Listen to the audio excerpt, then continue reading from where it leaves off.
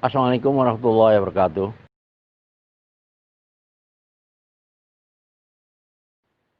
Saya menyaksikan kan banyak sekali yang komentar di YouTube itu tentang mantan-mantan LDI, mantan-mantan jamaah, ya kan? Banyak sekali sekarang berkomentar,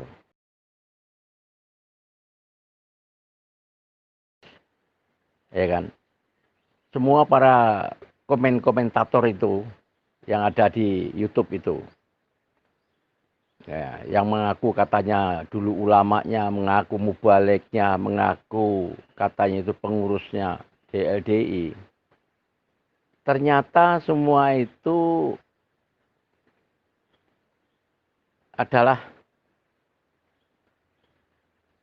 apa yang disampaikan oleh Pak Haji Nur Hasan dulu, ya kan? Nah, jadinya jamaah itu kan dengan fatonah, bitonah, budi luhur, luhur yang budi, adil dan toat. Nah, kan itu ya. Terus kemudian diamalkan dengan mangkul faham, isnad mutasil, teori praktek.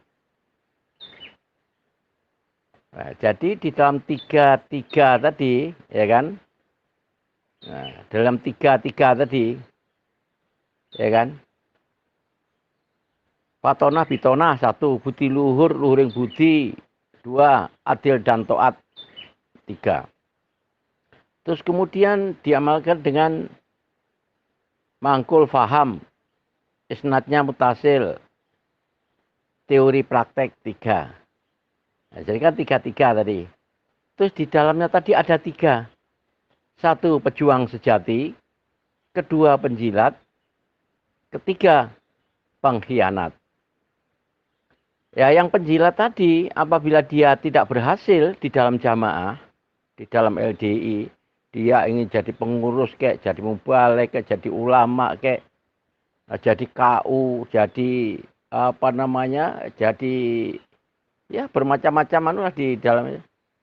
Karena dia ilmunya nggak apa namanya, nggak menguni, nggak cukup, ilmu mangkulnya nggak pas, ilmu mangkulnya itu dia nggak paham, ilmu mangkulnya itu belum nyampe, ya kan?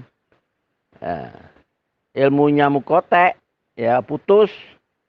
Nah, dari Pak Jurasan, nah, dari murid-muridnya dari generasi kedua dia mangkul. Jadi belum jelas. Apalagi dia jadinya orang LDI, jadinya orang jamaah itu dia ah, udah tahun 72, 73. Apalagi tahun 80. Itu udah nggak benar semua. Kalau dia mengatakan dia ulama, dia mangkul Pak Jurasan, nggak benar semua tuh. Itu. Ya gitu loh. Itu bohong orang mengatakan demikian itu karena dia tidak berhasil menjadi penjilat tadi. Jadi penjilat yang nggak berhasil maka jadi satu dengan yang pengkhianat itu. Lah gitu loh. Masa kita nggak hafal? Di mana kelompok, di mana ada golongan, di mana ada uh, kerumunan golongan, kumpulan golongan, di situ pasti ada tiga itu. Pejuang sejati, penjilat, pengkhianat. Nah, jadi sampean kalau mau tanya kebenaran itu kepada pejuang sejati, jangan ke penjilat-penjilat seperti itu. Soalnya penjilat itu ujung-ujungnya dia akan mengkhianat. Nggak ada penjilat terus akhirnya larinya ke pejuang sejati, nggak ada itu. Ilmunya nggak ada kok. Nah, gitu ya. Coba temukan orang-orang yang berbicara dianu dengan saya. Kalau menang nanti dapat hadiah 1,3 miliar hadiahnya. Ketemukan dengan saya. Nah, gitu ya. Jadi orang yang mengatakan demikian itu adalah orang-orang penjilat-penjilat ya di dalam jamaah tidak berhasil. Nah, gitu ya. Coba buktikan kalau nggak percaya. Kalau nggak potong leher saya. Itu taruhannya. Itu penjilat semua itu. Saya tahu orang-orang itu. Ya kan. Nah, karena tidak dipakai di dalam jamaah, tidak dipakai. Karena apa? Karena ilmunya nggak ada. Nah, adalah, adalah ngomong besar aja, tapi ilmunya nggak ada. Nah, gitu lah. Nah, kalau ilmu Quran hadis, Quran kalau banyak sebelum kamu jadi orang itu orang udah hafal. Ulama-ulama itu udah tahu semua. Nah, gitu lah ya. Ulama-ulama udah tahu semua. Kalau ilmu Quran hadis, berbuat baik ini pahalanya, berbuat jelek ini apa namanya ini sanksinya. Anak kecil-kecil itu loh tahu. Anak-anak pesantren, anak-anak pondok-pondok pesantren, orang-orang ulama-ulama, ya, ulama lama, ulama tahu semua. Bukan orang Indonesia, sak jagat itu tahu semua. Ada. Tapi yang dimaksud apa namanya betul-betul kita ini bisa apa namanya bisa tujuan kita ingin masuk surga selama di neraka itu yang kita cari. Bukan kita nyalahkan orang, oh itu salah. Enggak salah. Orang-orang itu enggak ada yang salah. Katakan Pak Jun Hasan ngafir-ngafirkan orang dan sebagainya, enggak ada itu. Saya sebagai muridnya dari sejak tahun 61, saya tidak pernah Pak Jun Hasan ngafir-ngafirkan orang. Yang ngafir-ngafirkan orang itu ya itu yang penjilat-penjilat itu, gitu loh. Nah, gitu loh. Penjilat-penjilat itu yang mengatakan ngafir-ngafirkan. Kalau Pak Jun Hasan tidak pernah.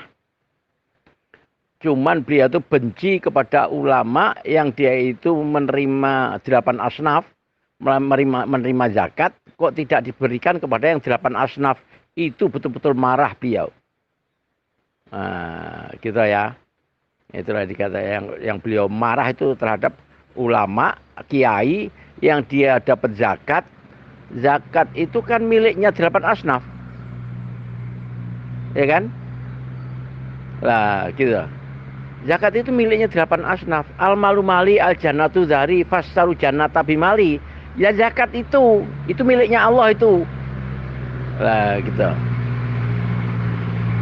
Gitu ya. Jadi yang 8 asnaf itu miliknya Allah. Kata bagiannya fakir miskin itu ya kan gharim ibnu sabil dan sebagainya gitu ya. Ya itu yang paling kalau beliau tidak memberikan itu, tidak memberikan yang 8 asnaf, itu yang betul-betul beliau marah. Betul-betul marah itu terhadap ulama yang seperti itu. Dan beliau ingatkan dari sejak dulu tahun 63, 66 itu yang beliau yang beliau sampaikan, yang beliau kuatkan ya terhadap 8 asnaf itu supaya betul-betul diberikan. Karena apa? Karena jadinya jamaah itu dulu kan dengan 8 asnaf ini. Ya kan? Oh ini anak yatim, oh ini fukoro, oh ini gharim, ya kan? Oh ini buru sabil, itu diberikan, maka jadilah jamaah ini, gitu loh. Gitu ya. Jadi ini betul-betul supaya dijelaskan kepada umumnya orang Islam supaya sudah jelas. Jangan saling salah menyalahkan. Carilah kita kebenaran, bukan menyalah-nyalahkan seperti itu. Jadi buktinya orang kalau menyalah-nyalahkan orang, itu adalah penjilat. Nah, ayo kita tunjukkan kepada umat Islam, sak jagat ini kita tunjukkan. Mana yang benar. Mana yang betul-betul kita diterima oleh Allah dan bisa masuk surga sampai di neraka. Kalau hanya sekedar ibadah tok, kalau kita tidak tujuan ingin masuk surga, ya untuk apa? Oh kita sebentar lagi kita mati ini, ya kan? Sebentar lagi kita mati, kita tinggalkan dunia ini, nah gitulah. Nah, jadi maka dari itu kita mencari ilmu ini untuk mencari kebenaran yang diterima oleh Allah. Ya kalau kita beramal tidak diterima oleh Allah, ya apa gunanya? Nah gitulah.